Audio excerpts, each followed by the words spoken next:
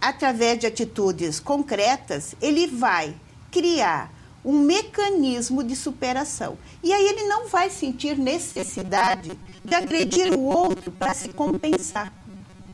Ele não vai ter necessidade de copiar os exemplos negativos para fazer, digamos assim, uma compensação transitória ali no momento, porque depois aquilo vai deixar ele ruim de novo. Porque o ser humano não é mau. Ele não nasce com esse gene da maldade, da agressividade. Né? É o próprio contexto que favorece que isso aconteça. E a gente vê nas salas de aula, e isso às vezes os próprios pais vêm e pressionam a escola, o uso do celular indevidamente.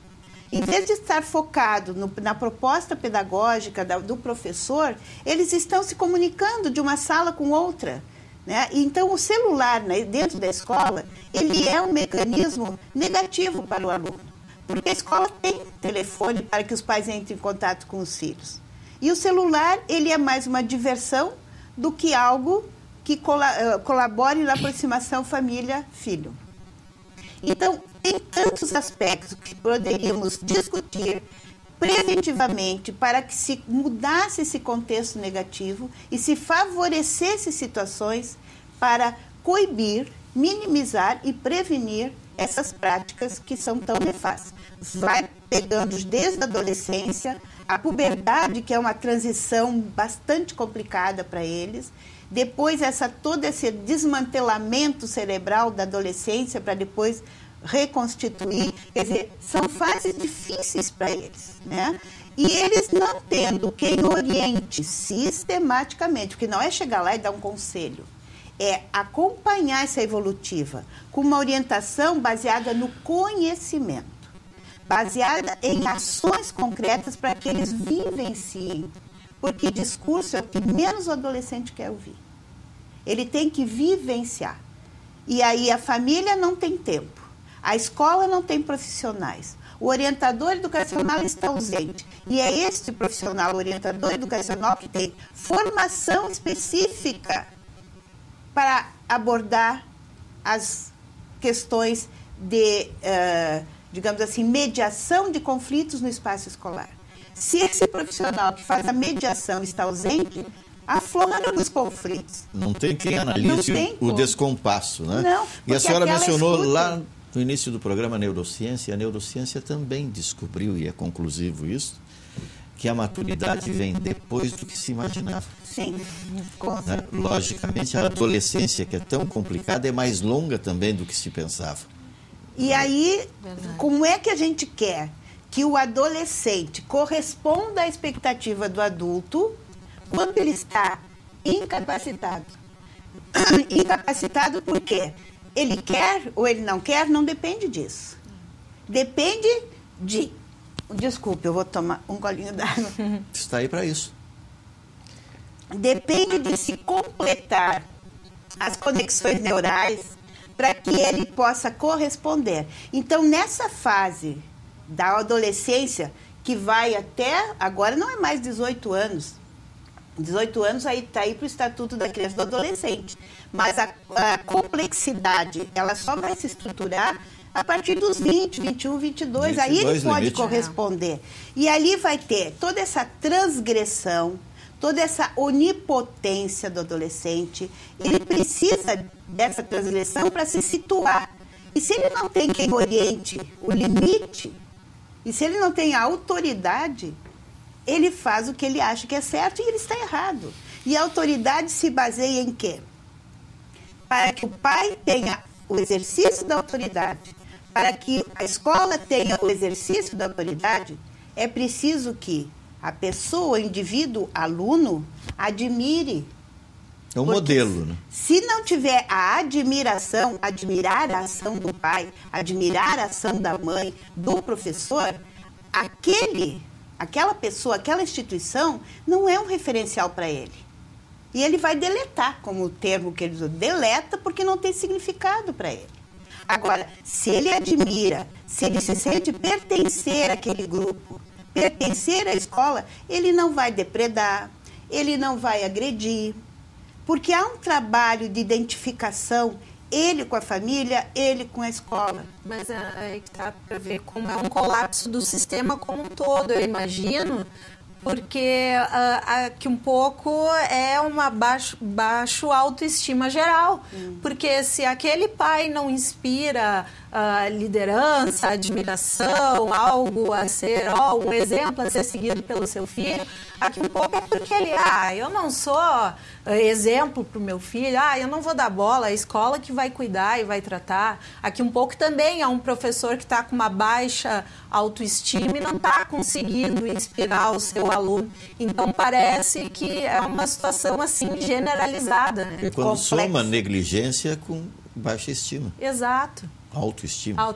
Baixa autoestima. Aí já traz um outro aspecto, né, fazendo a ponte, como é que nós vamos ter, digamos, uma cobrança sobre a escola de mediar e resolver essas questões tão complexas, quando a maioria dos professores está tão quanto fragilizada como os alunos. Eu não quero me interromper, por isso a senhora tem 2 minutos para a participação final por hoje, aqui no nosso Democracia.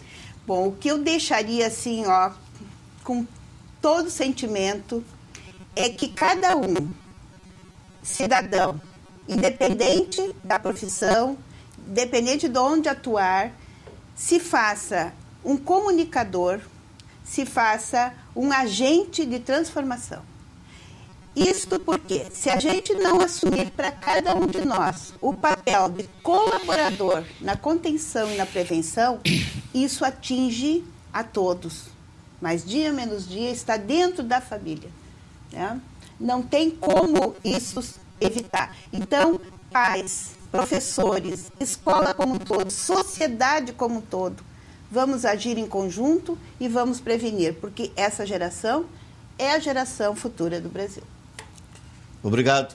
Ceusa Ferrazzo, diretora de comunicação da Associação dos Orientadores Educacionais do Rio Grande do Sul, pela participação no nosso Democracia. Aline César.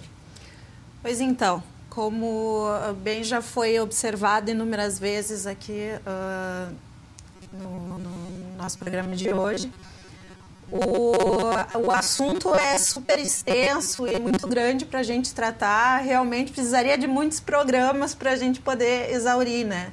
Mas o que eu realmente gostaria de deixar de mensagem assim, para o pessoal que está nos assistindo é que, no caso das crianças e dos adolescentes, que os pais tenham mais contato com eles, de convivência em si, se interessem mais por eles, se interessem mais saber por que eles estão tão interessados em querer acessar a internet, que tipo de comunidades eles estão se inserindo, que tipo de linguagem está sendo utilizada. Existe uma série de softwares que podem fazer esse controle, esse assessoramento também para os pais. E o mais grave de tudo é o depois. O depois, quando o dano já foi feito, daí é complicado. Eu, particularmente, adoro poder atender e ajudar os meus clientes na área mais preventiva, no aspecto preventivo.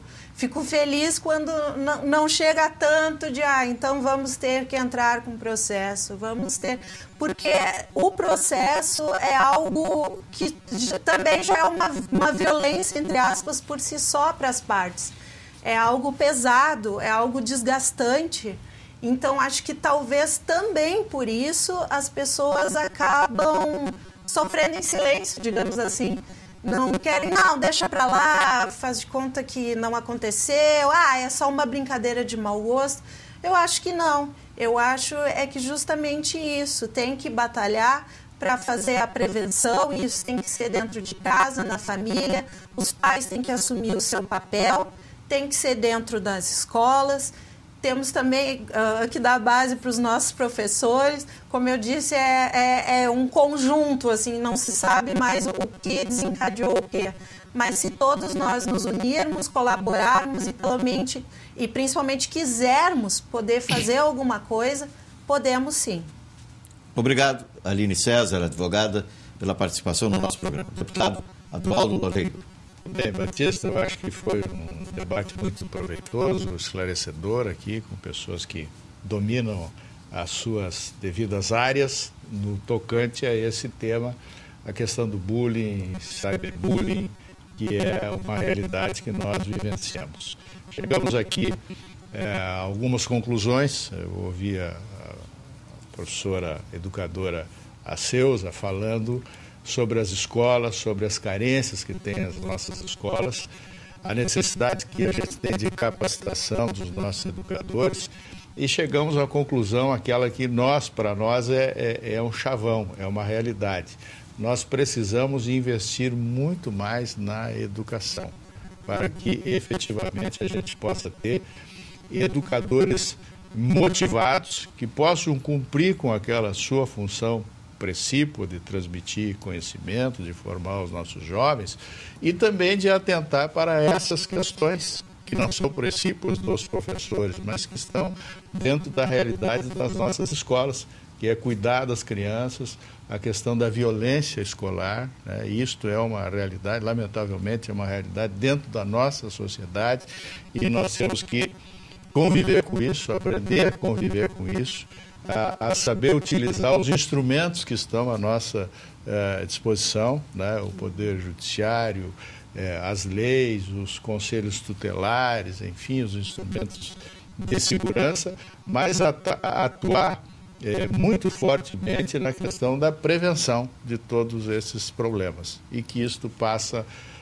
pela família, basicamente pela família, pela atenção, pela convivência dos pais com os seus filhos. Tem que atentar para os filhos a mudança de comportamento, a realidade, se o jovem tem problema, não quer mais ir à escola, enfim, qualquer situação anormal, tem que haver esse diálogo e essa busca de entendimento lá dentro da família.